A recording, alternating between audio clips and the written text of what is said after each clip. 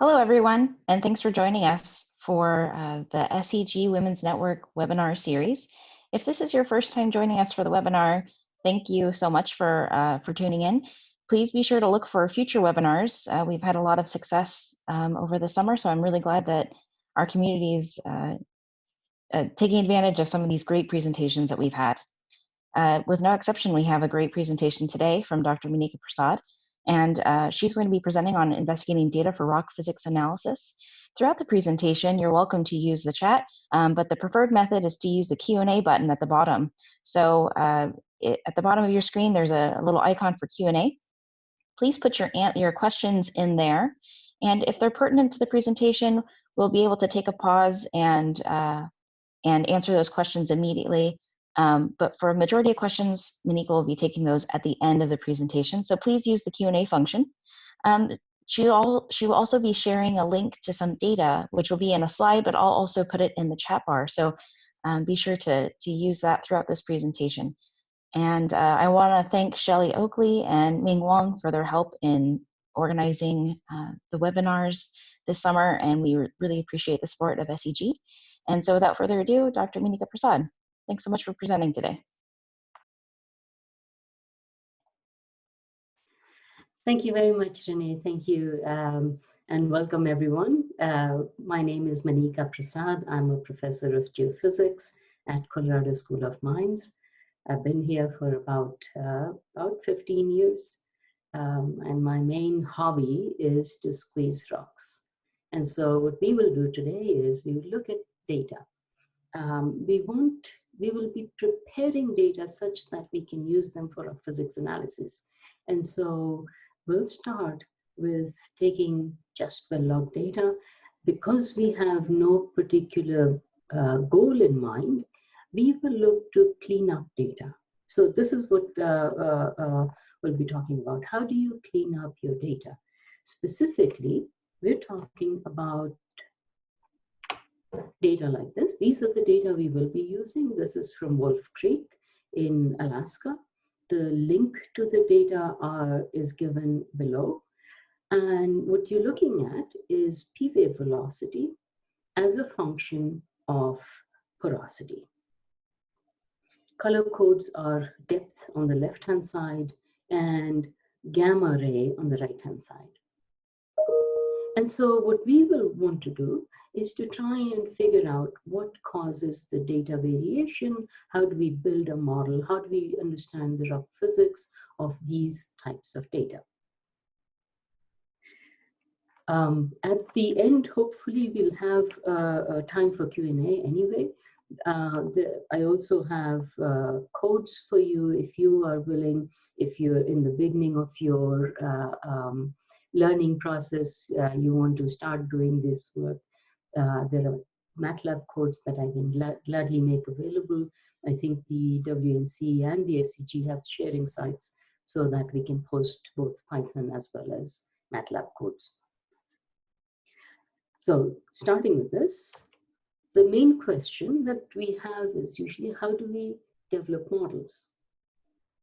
Now, you will find in the literature a lot of discussion on what is the most appropriate model to use, how do we build that, and so on.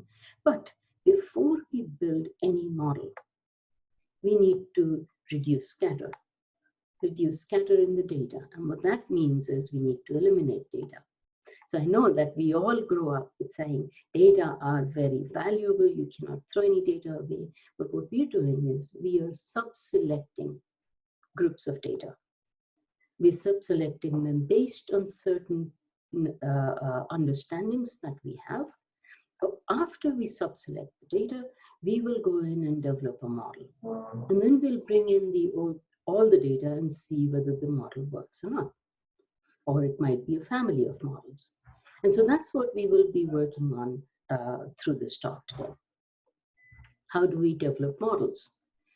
And so the scope is to say that we use data all the time to create simple relations as an initial step. This is the initial step is a road into trying to analyze what controls seismic velocities.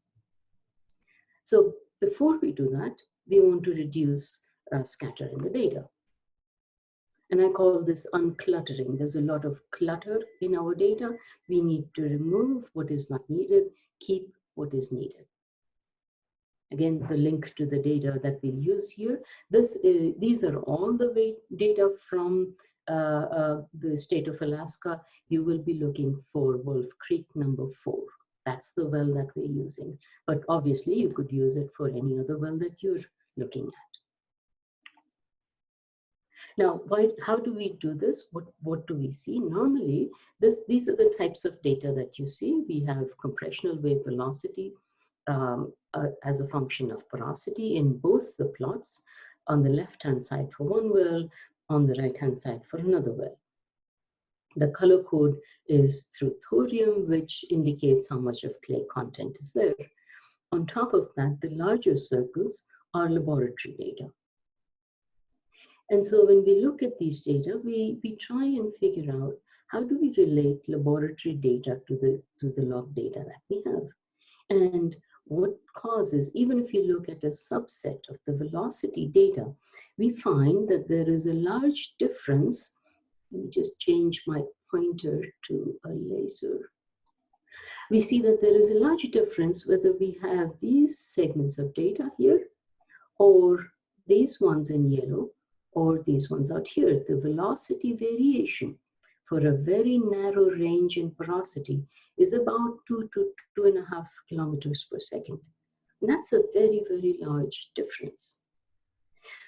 What we want to do is try and understand what the difference is. We want to get to this stage with our Wolf Creek number 4.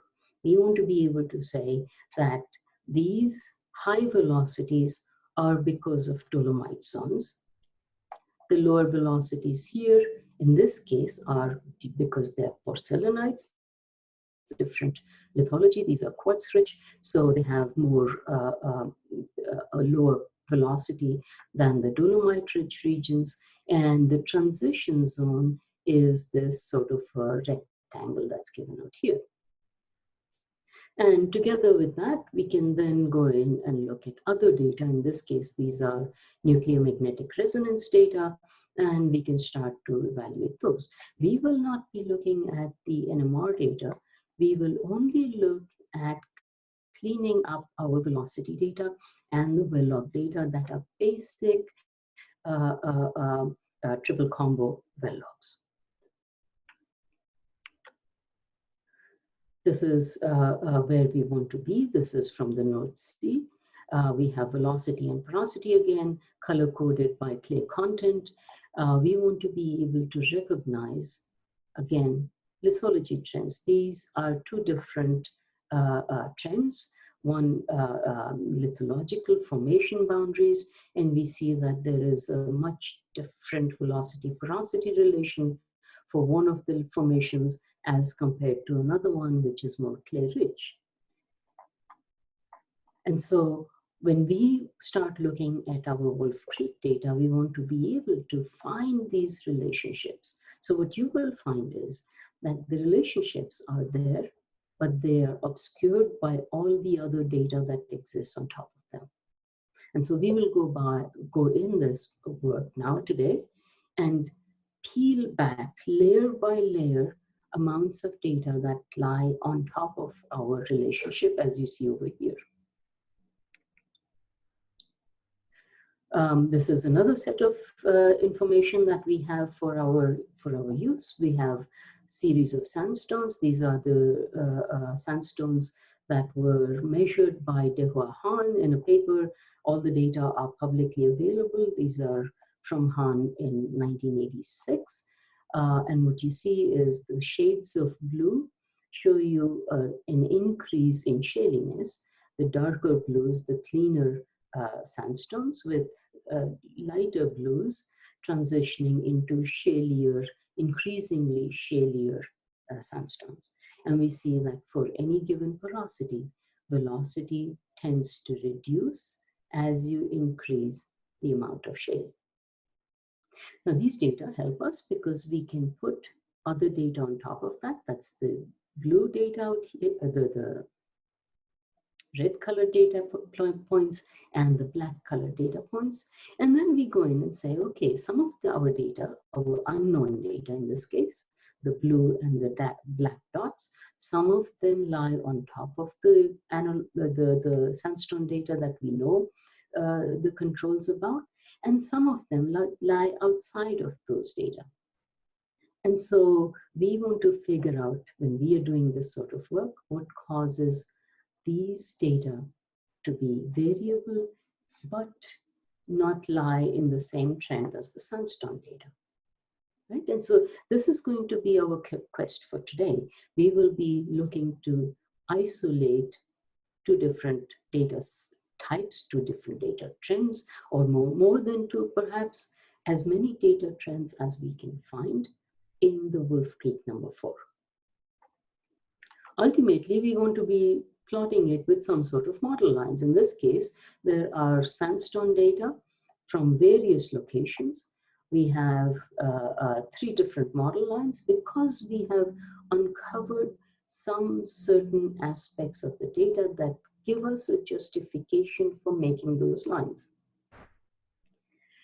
We can fit most models to most data, so within realistic bounds. And so our challenge becomes, of the multitude of models that exist, which one should we select and what is our justification for selecting them? In the very least, we can add in bounds. This is a Hashing-Strickman bound. It's a lower bound, and it is simply a weighted average of the mineral constituents. Out here, these 2 lines are cemented lines. There are some amounts of cement. We have a quartz cement line out here and a clay cement line in yellow. And the reason we have drawn that is because we understand a little bit more about the data that we're trying to fit. We know that the yellow colored data points from the Oseberg field are clay cemented sandstones with poorly cemented sandstones. And so we use a clay line to model them. We also know that these data here are from a quartz cemented segment. And so we take another type of cement. Now, we don't know how much of cement they have. The model lines tell us possible that there might be 10% clay cement here or 5% quartz cement here. So that's where the template comes in. Once we know that we have quartz cementation in this types of reservoir, we would draw multiple quartz cement lines with variable amounts of cement, starting from 0 cement up to 20–30% cement. And then we would drop our data on top of that, knowing fully well that there is nothing else going on except for quartz cementation. And that's the pre-work that we need to do. That's the amount of work we need to do to declutter the data, to remove every other effect, and to be certain that the reason we can use a quartz cement line is because every other reason has been taken out. The only variable that is going on in the data cloud is a change in the amount of cementation. So what are the motivations that we have? And we will be dealing with velocity porosity models. You find, I mean, a lot of our rock physics models are based on velocity and porosity crust plots. Many people very unfairly call us the crust plotting group because we love to look at those types of plots because they give us a very nice way to understand the types of data. Now, we will look at simple examples to say, why do we expect to see a good relationship here? The porosity-velocity relations work fairly well. And we'll look at 2 different cases when they work and when they don't work.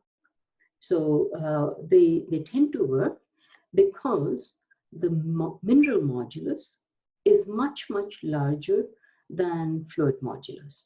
So if you look at bulk modulus, shear modulus here, we have quartz, calcite, olivine, and compare that to water, we have 0 shear modulus, 2.2 gigapascal bulk modulus as compared to 130, 77, and 37 GPa. So that's a very large difference. And so even if we don't know what the lithology is, if we don't know what the mineralogy is, we can draw a velocity porosity plot, which would give us a broad, with a large scatter, which would give us a sort of a relationship between velocity and porosity. And so, and this works even better if mineralogy doesn't change. If all we have is quartz sandstones, then the velocity porosity relation will work very well. Much better than if we had a mixture of calcites and olivines and dolomites with sandstones. And so when we stay within this simple mineralogy limits, then our models tend to work fairly well. So let's examine that. This is a very nice example from the North Sea, published in 1999 by Per Afseth and his colleagues. We have porosity, velocity, and we have, I'd like you to ignore the constant cement line because we have not built up a reason for making that line. You could think of it as a best fit line. But the data have been cleaned up enough to show you a very nice correlation between velocity and porosity from a certain well. What you don't see here is the amount of data that were eliminated to be able to see this. If we are going to look at our data from Wolf Creek number 4, this is what we start with. We have velocity, porosity from the well logs. On the left-hand side, we have the velocity plotted against neutron porosity. And on the right-hand side, we have velocity against density porosity. And we see that there is a fairly nice correlation between porosity and velocity. However, there is still too much of a variability if we are using velocity to predict porosity, as we will do in impedance, seismic impedance conversions. We get seismic impedance volumes, and we use relationships like shown in the red curve here to convert that impedance volume into a porosity volume. If we were to do that, we find that there would be about 10 to 15% porosity variation for any given velocity value. And that is too much for comfort. It's not a satisfactory answer. And so we want to drill down in this and reduce the amount of data so we can build better correlations here. But these are the data that we will be working with. So why does this scatter happen? Well, because the scatter in velocity-porosity relationship happens because we are comparing velocity that depends not only on the volumetric distribution of materials, but also the geometric distribution. Porosity, on the other hand, is a purely volumetric factor. For porosity, it does not make a difference whether you have pores uniformly distributed in the rock, or you have one large cavernous vug that contains all the porosity. The pore volume porosity is exactly the same for these two structures.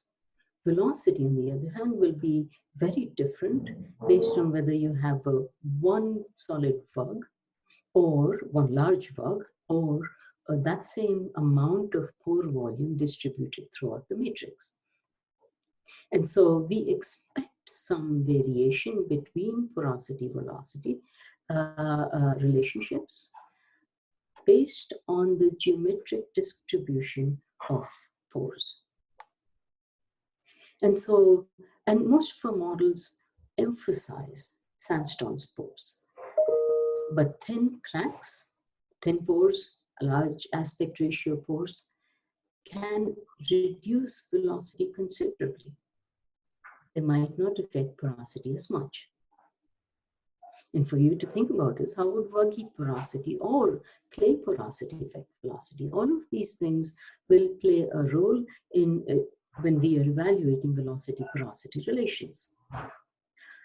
Compliant minerals such as clays, for example, will cause an uncertainty in our relationship, mainly because they can be load-bearing. That means they will take part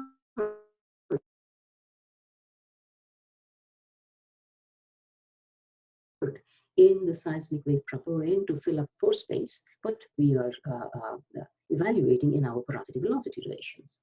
And so what we want to do is take this a little bit further. So the data that we looked at just a moment ago, we can start analyzing that a little bit further. We have the same Wolf Creek number 4 data, but now we have added color codes to it. We have depth on the left-hand side. So these color codes here are in depth. The cooler shades are shallower. The hotter colors are deeper. So this isn't 3,000 feet. Out here, we are at about 500 feet. And we see, as we would expect, with increasing depth, our porosity is reducing and velocity is increasing. We can do the same thing to look at gamma ray. Gamma ray, as you well know, is a placeholder, describes the amount of shaliness in a rock.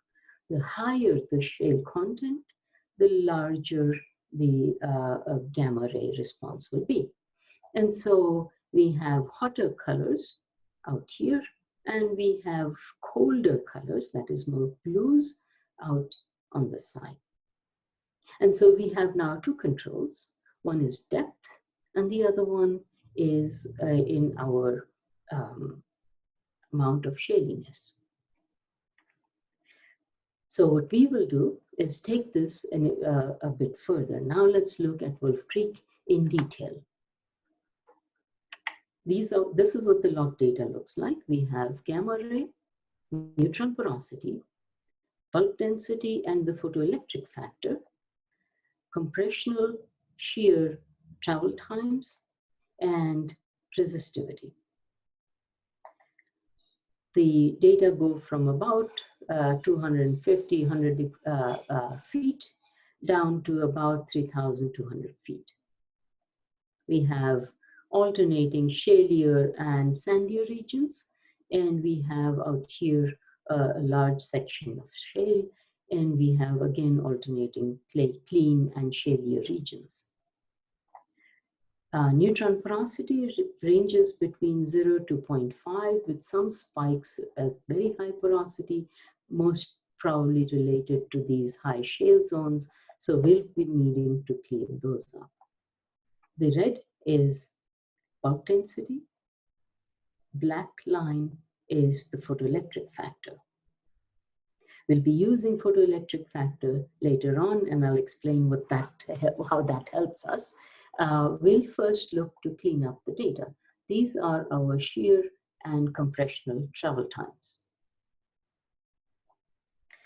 So if we take these data, we can convert the travel time into velocity. What we've done is we've taken the travel time in microsecond per foot and converted that in velocity at kilometers per second. And we see that there is a very big variation here. We have large porosity values changing between 0.5 and almost 0.05, and velocity in the same range goes between 2.5 to 6 kilometers per second. If we plot that as a function of density porosity, we see that we have a lot of values at around 0 porosity.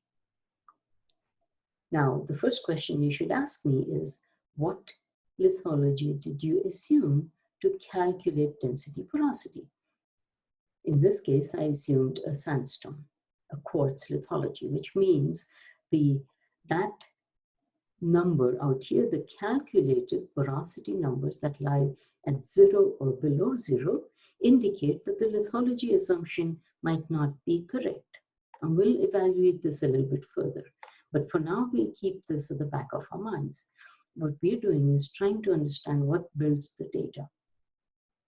And so we go in and we start looking at the initial steps to declutter our data. And we examine, when we're doing that, we'll examine what causes the spread and what causes the variations. Once we've cleaned up the data, that's when we start calculations, we start data bounds, and so on. So what's the first step? First step is very simple. We have a lot of negative values and NaN values in the data, so we just remove all of the negative values that are not physical. We cannot have negative porosity, we cannot have negative velocity, and so on. We would not want to do the same thing for spontaneous potential. For example, we can have a negative spontaneous potential. So be careful when you're removing negative values, but for all physical properties that must be positive, we need to keep positive. So we remove all of the data that have negative values, and we keep plotting them. So now we have all the data cleaned up to remove negative values, and we have p-wave velocity as a function of porosity. Out here, always neutron porosity for now. And in the last panel, we have P and S wave velocities cross-plotted against each other. The color code in the top row is gamma ray, in the bottom row is depth. Because we have found, as we looked at the initial plots, this was the biggest driver. So, and we see that that is still maintained. We have depth showing us a very large difference between the shallower and the deeper regions. And we see some indications of gamma ray affecting things, however, not completely, because we have blues, dark blues, which are clean zones in multiple regions. And so we want to go in and do a stepwise data removal now. And so the way we go about that is we take data only from clean formations. So we've removed all the negative data values. Now we say we will only look at clean formations. To be able to do that, we plot our gamma ray in histograms. And we take, and I've used just an arbitrary value of 70 just because there seems to be a bimodal distribution, and I put this in at 70. When you're doing this, when we are doing this in a more rigorous manner, I would want to talk to my petrophysicist to get volume of shale from them, or to get a value for cutoff so that we can use that. For now, we are happy with using 70 API for gamma ray cutoff. So we eliminate all the data points that correspond to gamma ray values larger than 70. These are the data that we started with, and we have a cleaned up version with removal of gamma ray, plus there's an additional step we did, and I'm not showing you the other plots for that, and that is to take only data from 500 to 3,200 meters, feet. And that is because we see out here, most of the data go only up to 3,200 feet. So we eliminate all of that. So now what you see is data ranging between 500 and 3,200 feet, with all of the shadier regions taken off. And so the data, if you plot them in a log plot, they look a little bit funky. This is a MATLAB routine. If you were doing it with a professional log evaluation software, it would show you chunks where data are missing. In this case, MATLAB just connects the data points. Now we go in and look at a cross plot, and we say, okay, we've cleaned up the data. What do we have left? These are what we are left with. We have p velocity and s velocity as a function of porosity, color-coded by gamma ray on the top and by depth at the bottom.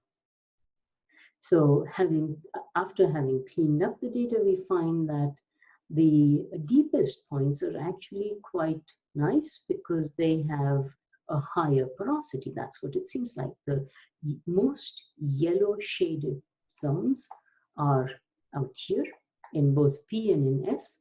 However, if we compare that and locate them in the same plot up here with for porosity, we find that they appear to be shalier. So what we're looking for is to separate out and say, where is our reservoir? And our reservoir would need to be a clean zone. So we would compare and locate on these two plots the depth regions where we have cleaner zones at the right resistivity values. So now we want to go ahead and sub-select the data again. And we will do that in two different ways. We look at our original data and we say, there is something else going on, because we examine our velocity porosity plots and we look at our velocity comparison, the PVS comparisons. And we find that we have two different trends out here. We have, I'm sorry, my cursor seems to be,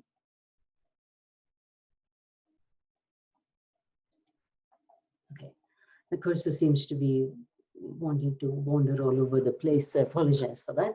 But we look at the P wave velocity and shear wave velocity, and we'll look at why we want to think of those things. But we are clearly seeing some different trends. We have the deeper segments coming out here, and we have the the shalier regions coming out here, the cleaner regions coming out here. And so we want to know what is going on. Is there something more beyond shaliness, beyond depth? And so first question we ask ourselves is, which porosity should we use? Is neutron porosity the right porosity value? And to evaluate that, we compare it. We say we can plot it against density porosity. And now we see we can segregate the data, especially for shear. You see out here, there is one set of data here. Those are the shallow data points, and these are the deeper ones. But then we see a slight sort of bifurcation of the data, and we are deeply concerned about zero values here. And so our first assessment will be which porosity values, how do we know which porosity to use? And so because we will be building our rock physics models for velocity porosity trends, velocity is not the only data point that varies. The porosity values vary as well. So we want to be able to fix our porosity data such that we are comfortable that those values are a true representation of the porosity of our formation. And so we need to identify lithology. We calculate density porosity. We have two independent measures for porosity. One is neutron porosity, the other one is density porosity. Those are independent logs, but to use density porosity, we need to know what the lithology is, because we should calculate porosity from density. And so we can use photoelectric factor to separate shales and carbonates from sandstones. And we can use density porosity comparisons. We can do more sophisticated log evaluations with mid-plot and so on, or we can ask our favorite geologists or petrophysicists to tell us what lithology we should use. Because for that, we will take the mineralogy and do a density porosity calculation. This is what we were looking at. We have a cross plot of density versus neutron porosity. In an ideal world, these should lie along the line of equality. But as you can see, we have a higher neutron porosity for the same density, at the same depth as compared to density porosity. And this is not only for clean zones, but for shaly zones, but also somewhat for clean zones. The colors here are gamma ray. So these are shalier zones in yellows, and the blues are cleaner zones. So what we can do is we can evaluate this in two different ways. We can say, we assume there to be a calcite matrix and a quartz matrix. On the left-hand side, we have calcite matrix. On the right-hand side, we assumed a quartz matrix. And then we compare density porosity and neutron porosity again. And we see that the data seem to match a calcite matrix, a carbonate matrix, better than it matches a sandstone matrix. And so that's one indication for us that we might not be in a sandy zone, but there might be calcareous zones here. We go further and we say, let us evaluate VPVS ratio. And so the reason we want to do that is we know that VPVS ratio for quartz is about 1.5. For calcite, it's about 2. Now, it's not as clean cut because as sandstone gets shalier, that value will increase to about 1.6, 1.7, whereas calcite will vary between 1.8 and 2.2. And so there is some amount of ambiguity here, but it is yet another indication. So we will use series of indications to evaluate lithology. And again, as always, we can ask our favorite geologist. We started with the plot on the left-hand side. That's the VPVS ratio that we had for all the wells. After we've cleaned it up, we see that this is what we end up with. We have VPVS ratio that is slightly higher in the deeper regions as compared to the shallower regions. But there is one additional part here which seems to go off this trend.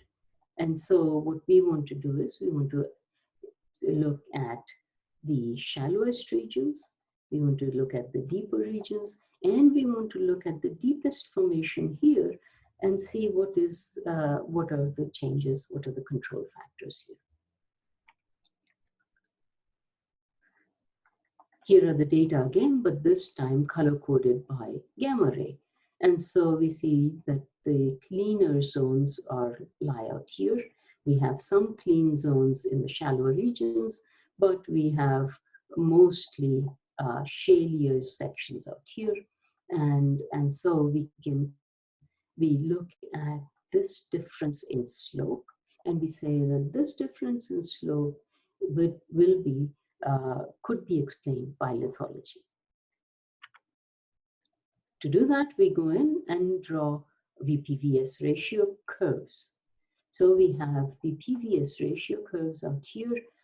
This is shear velocity, P velocity, color-coded by depth, because we want to find where these zones are. We have a VPVS ratio of about 1 out here, and these are the not as deep. These are around 2,000, between 2,000 and 2,500 feet. The very deep zones are out here. They are shalier most probably we'll have to confirm that, because it could be very tempting to say they're going into carbonates. So what we want to do is, and there is a different implication. If the sandstones are rich in carbonates, the velocity implications are very different as compared to sandstones that are rich in shales. And so we want to be able to differentiate between the two. The photoelectric factor can tell us this difference as well. So we will look at all of these evaluations one after the other. Here is gamma ray, and we see that these are still the sandstones, but the change in VPVS ratio is mainly due to a shaliness rather than a carbonate richness. It could be a marl, but that's highly unlikely given the location we're at. And so we are looking to take these zones out here and say there is a shaliness that progresses from our cleans to the shalier regions, and that corresponds to a change in depth. So we have some regions around 2,500 feet that are cleaner, and as we go deeper, we come into the underlying shale zones. We can confirm that with photoelectric factor, and we find that the photoelectric factor out here lies around 2 to slightly higher than 2, between 2 and 2.5, mostly 2s around here, going into 2.5 and 3 out here, telling us again, confirming our thought this is a shaliness increase going over here. Okay, once we've gone through all of this, now we can take these data. Because we don't have any goal in mind here, we could have a goal in mind to look at resistivity. And we could say that we want to know how does saturation change this plot. In all cases, if you look at saturation, there will be a change in P velocity, but not in shear velocity.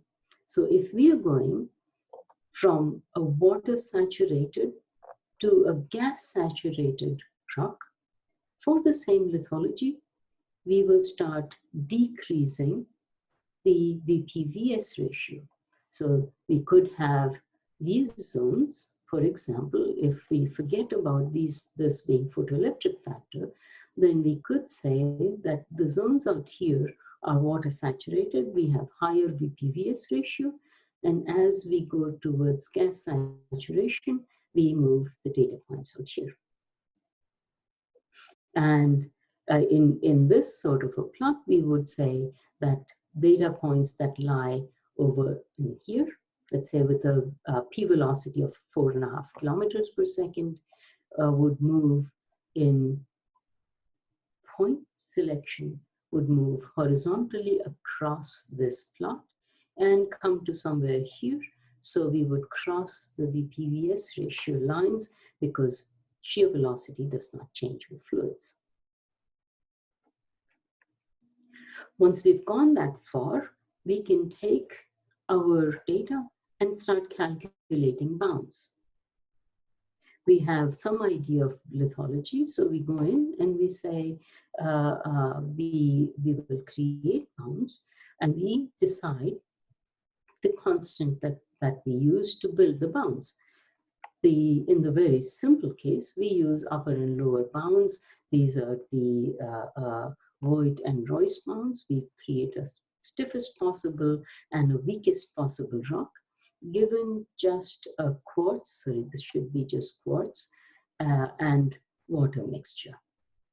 Quartz PV velocity is 6,200 meters per second, and shear velocity 4,075 meters per second. P velocity for water 1,500, and shear velocity 0 meters per second. And now we can take this and start with a quartz matrix and keep adding various amounts of water as porosity. And we can create just a very simple, stiffest possible rock. That's called the Voigt model, and the weakest possible rock as the Royce model. These are averages, weighted volumetric averages. The F describes the volumetric amount of the mineral. The V describes the velocity. I is the number of materials contained in the rock. In this case, I is equal, it goes from 1 to 2, 1 being quartz, 2 being water. We can throw other data on top, but as you can see, there is not much value from this large of a variation. However, it still puts us within constraints, because if we have data points that plot outside of this, these ranges, then we know that we have a change difference in either lithology or the pore fluid. We can take our any density, velocity value here. In this case, we have a density of 2.3 grams per cc, velocity 2.7 kilometers per second. We convert that density into porosity, we get 21.2% porosity. We go into this plot and we say that that data lies right on top of these, the data depicted by the pluses symbols here. We can go a step further and we can take all of the data and create slightly tighter bounds. These are all many different sandstones from various locations in the earth. We have North Sea sandstones out here, sandstone from China out here, model lines. Some of these data you had looked at before. This is the lower bound out here. Here is a clay cement line, quartz cement line. We had seen exactly the same data file before, but what we have on top are unknown data points in blue, in pink, and in red out here.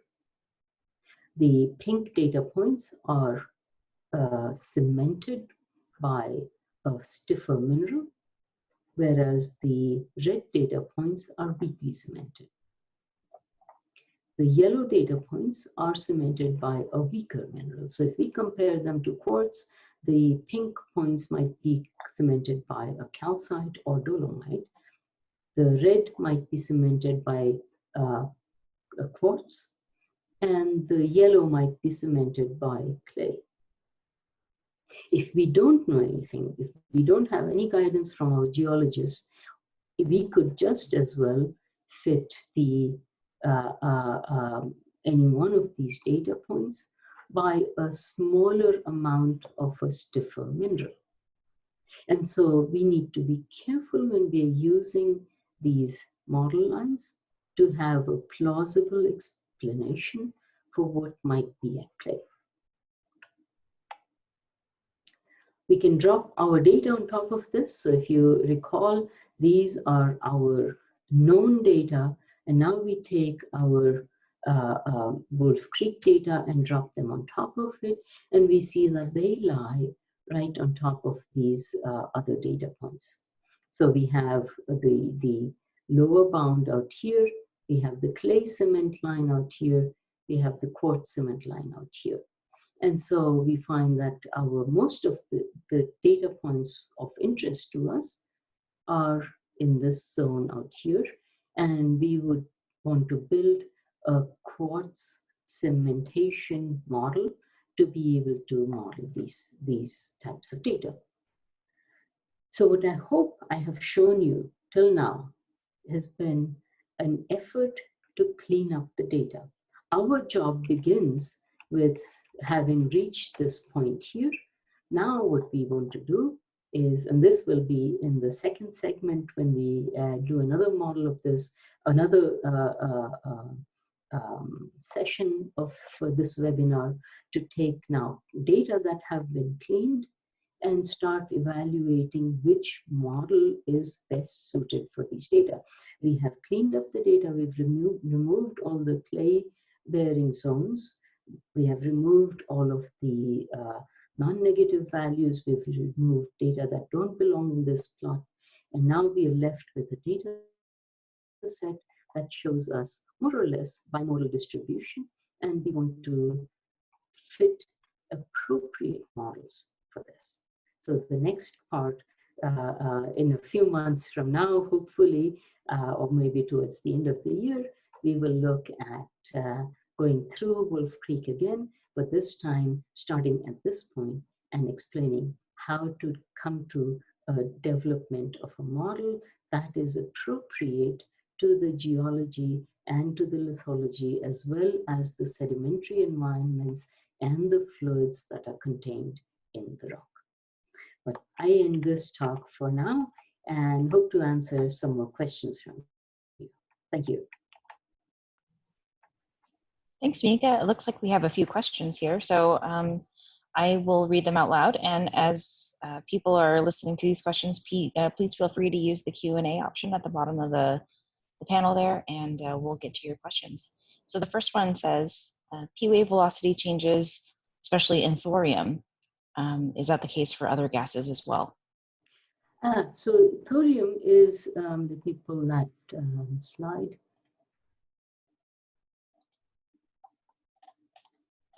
So I think you're referring to one of the first ones. So this one, the thorium comes from the spectral gamma ray. And so this is, and if you take spectral gamma ray, that gives you the amount of radiation broken down into uranium, thorium, and potassium. We often look at those that breakdown because we say that the thorium and potassium are indicators for clay richness, whereas uranium could be uranium-rich waters, which are known to exist in various locations. So we want to separate those out. So this is not the gas, but this is the amount of thorium that is contained as indicator for clay. Okay, the next question is the relation of MS greater than MW always real? Is it not better to analyze data after fluid substitution in order to use a rock physics model? Right. So MS and MW referring to solid and water. Indeed, there is value for doing fluid substitution, but we are not there yet. We are still cleaning up our data. If we want to do fluid substitution, we would need to know the amount of saturation. We would need to know we would need to have a good porosity number. We would need to have a good lithology. What we're doing right now is preparing everything such that we can do an informed fluid substitution that is a true representation of the data that we want to use. So in this case, for example, we are evaluating which porosity to use. In this case, we have density porosity. We could use neutron porosity, but neutron porosity is deeply affected by clay mineral presence. And so right now, we are not doing anything except to evaluate what type of model should we use. We are not at the stage of doing fluid substitution. We would want to look at plots like this, and let me go to a VPVS plot or something right here, maybe this one, and we would take this and color code this by resistivity. And we would want to know whether this is a change in resistivity going from oil to water, or from gas to water to oil, whatever the sequence might be, or is it a change in lithology? But for now, we are simply looking at evaluating one thing after the other. When we start looking at a rigorous model evaluation, we will want to have clarified lithology, mineralogy questions. We will want to have clarified shaliness in the reservoir, and then build a model and then do fluid substitution. We're not there yet. Okay, we have about 10 questions waiting here, so and about Okay, 5 I'll minutes answer left them in for you. our hour. So we'll Yeah. try and get through as many as we can. If you need to jump off the call, you're welcome to, but we're going to try and get through as many questions as we can. The next one is, what is rock physics checklist, and how can we relate the checklist with porosity and velocity?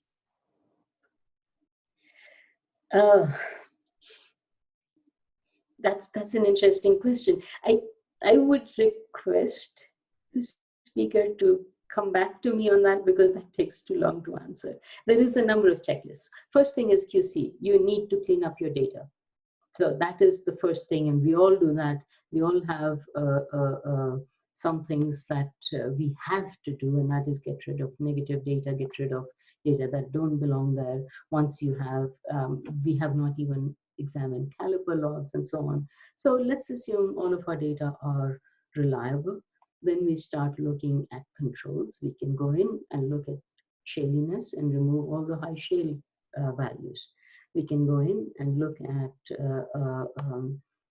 lithology, try and evaluate mineralogy so that we can be within a carbonate regime or a sandstone regime, or sandstones cemented by dolomites, as we have seen many times. That happens, that throws off the velocities completely. So there are a number of steps that we take. They can be sequential, they can be parallel. Okay, next one. What do you define as a clean formation?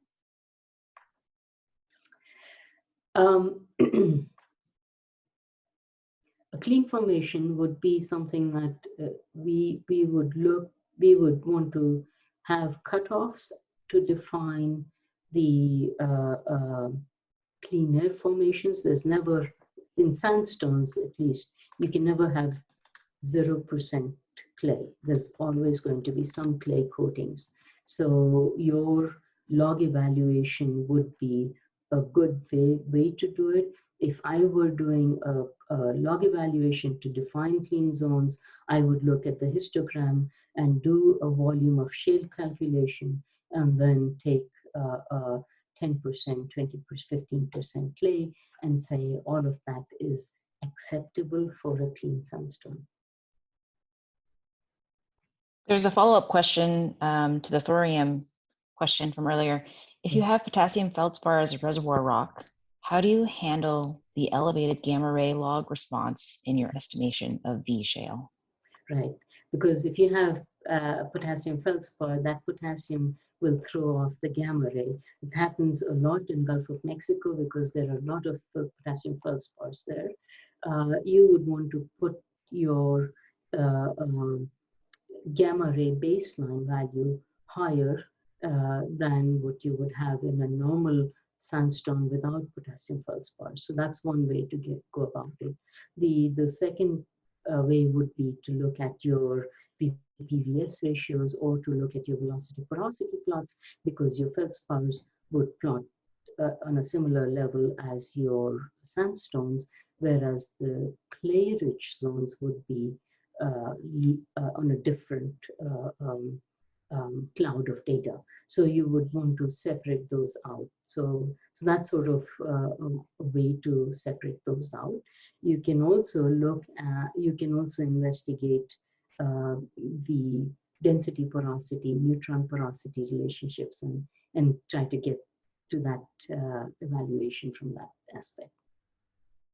This question seems a little bit similar to what you were just saying when removing anomalies for data. So while removing the negative values, how do you make sure that you're not deleting an anomaly of a certain phenomena?